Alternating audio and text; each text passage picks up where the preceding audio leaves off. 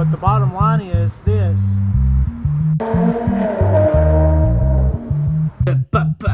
Bottom line. Yeah.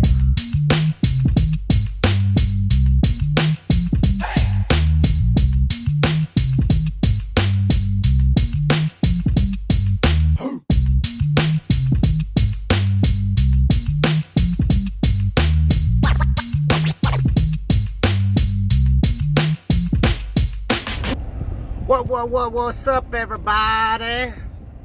Yeah. Coming at you from Canton, Texas again. Now, I mean, I just got done with check this out. This hat right here is one of my favorite hats. It's called Fellowship of the Sword. Let me know if you want to know more about Fellowship of the Sword. You can message me, private message me at Matthew Pettyjohn, and I can get you all the information, get you connected. Yes, sir. Anyways, the bottom line is this. I'm trying to come at y'all and talk to y'all about handkerchief.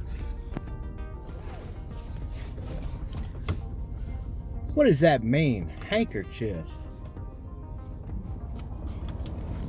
I mean, why am I talking to y'all about handkerchief? That's just kind of weird, ain't it? Well, kind of reminds me of back in the Bible days. Let me kind of back up here a little bit. We sold our RV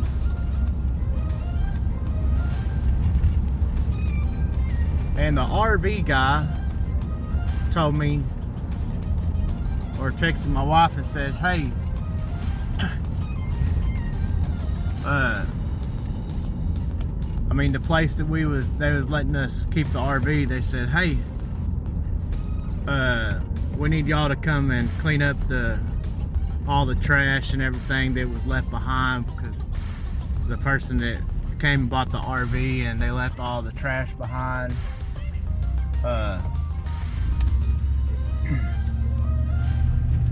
We need y'all to come back over there and clean all that up.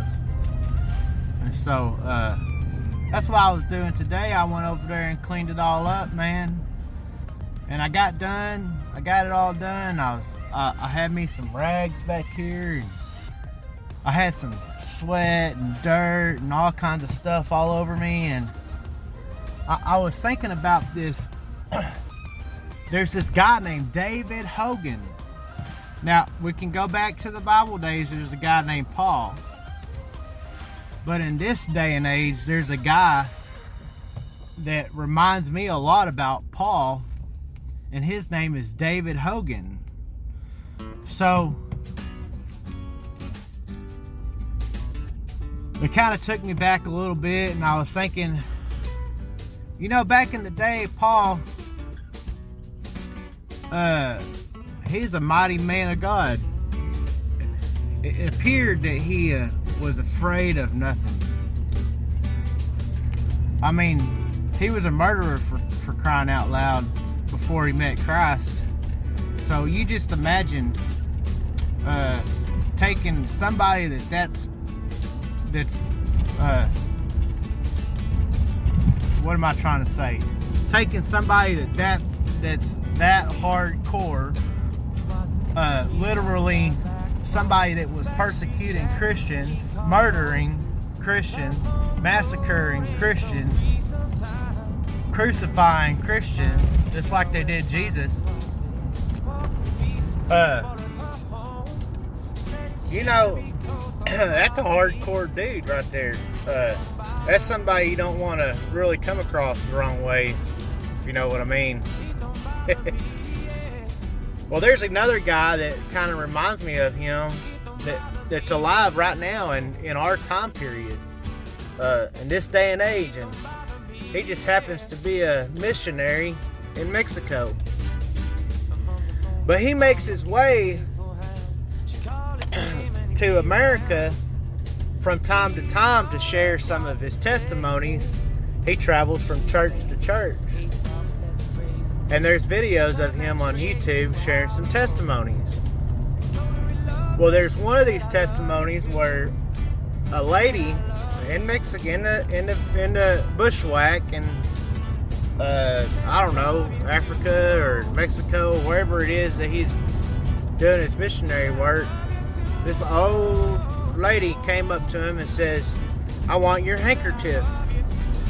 And he was like, "No, you don't get my handkerchief." And she was like, "Yes, I'm coming to get your handkerchief." And he says, "No, ma'am, you ain't gonna get it." He said, "You can go buy your own handkerchief." Well, I don't know if y'all are familiar with the story about Paul, but people used to grab his handkerchief and take it to the sick, and take it to the demon-possessed, and take it to the crippled, and they get healed and delivered and set free of all their illnesses and all their character flaws and all their diseases. And that's exactly what this lady was doing. She heard that David Hogan was raising the dead, casting out demons, healing the sick, just like what Paul was doing in the Bible, and just like what Jesus was doing in the Bible. And she was like, "Man, if I could just get his handkerchief, then I could get a hold of this supernatural power that's flowing out of him." And that's exactly what people did with Paul. Did y'all know that? It's kind of a cool story, man, because Jesus is awesome, man. He can use anything. He can use it. If you want to be a religious Pharisee and come at me and tell me, "Hey, that's not biblical," well, let me tell you, even the woman with the issue of blood reached out and grabbed the hem of Jesus's garment. And so we're supposed to be just like Jesus. So why can't somebody reach out and touch my handkerchief and get healed? Where's your faith at?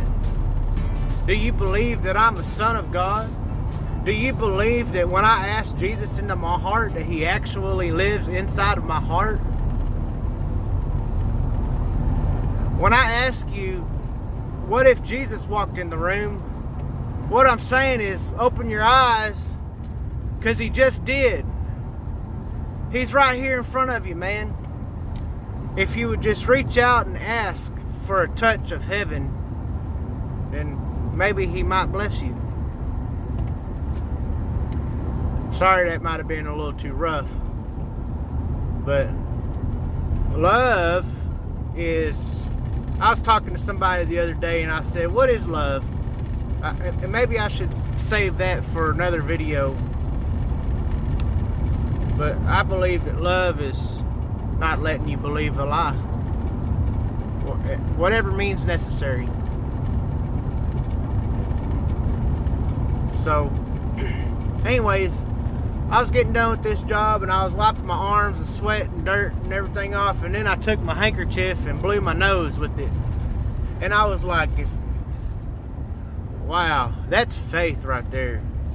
You want to go and demand. See, this woman, she went up to David Hogan, according to his testimony, and demanded that he give her his handkerchief. Do you know what people do with their handkerchiefs? I mean, it's not just a pretty garment that sits down in the front coat pocket of your $3,000 tuxedo. Don't be confused. Paul was a working man. David Hogan is a working man. Let me tell you about a little backstory about David Hogan. He grew up in the church.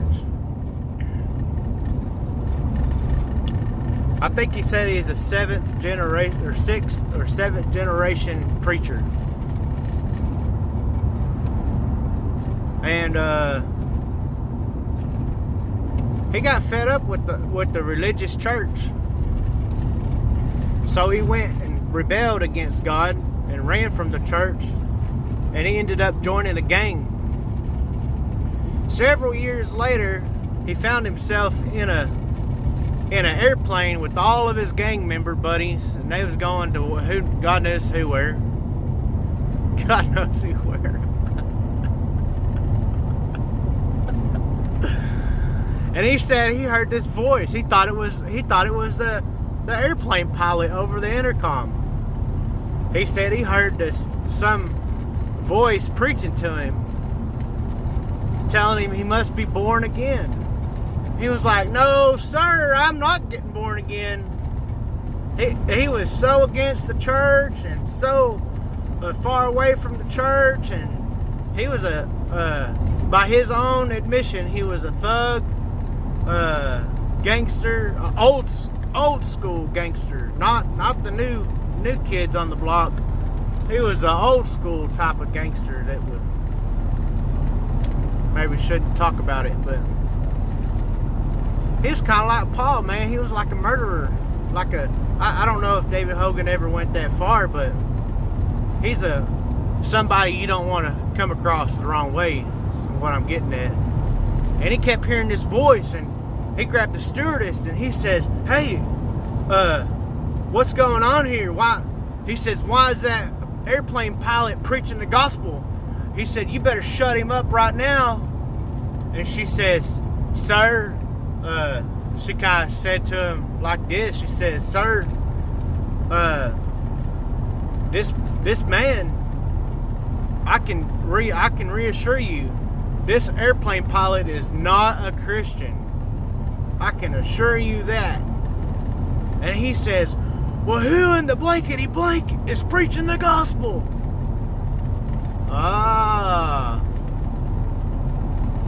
The rest of the testimony is this: that mean, hard criminal, thug, whatever you want to call him, gangster, old school gangster, found himself in the middle of an airplane aisle on his knees saying, right before that, this is what he said. He realized it was Jesus. And he said, "I will not be born again." And you know what Jesus told him? He said, "You must be born again." And he said, "I will not be born again because all your people don't do none of the stuff that's in your book.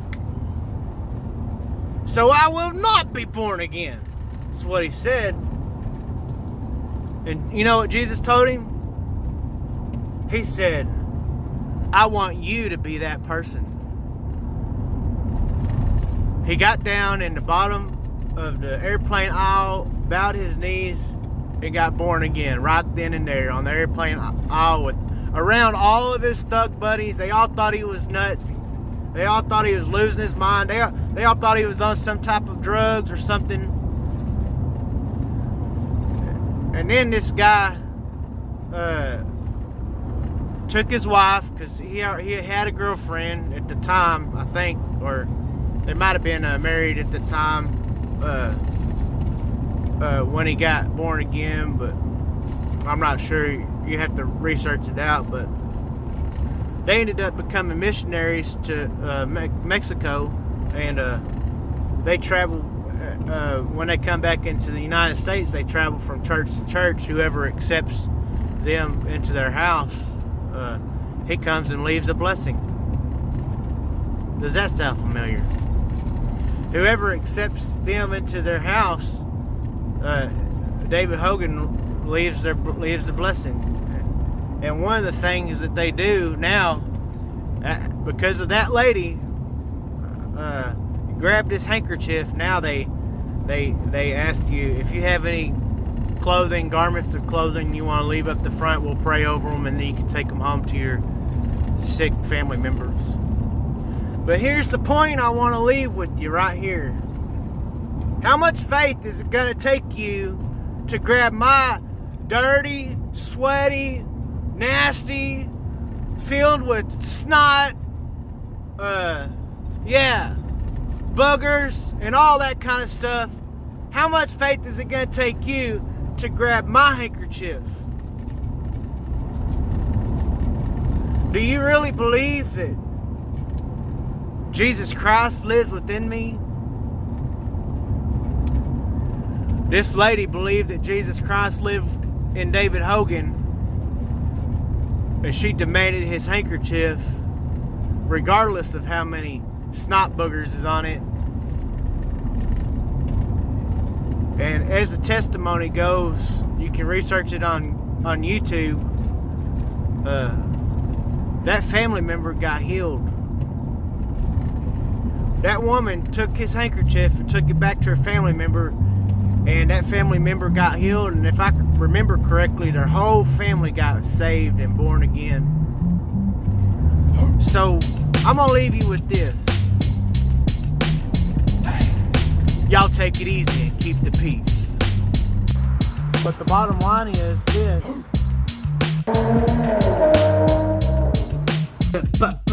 Bottom line. Yeah.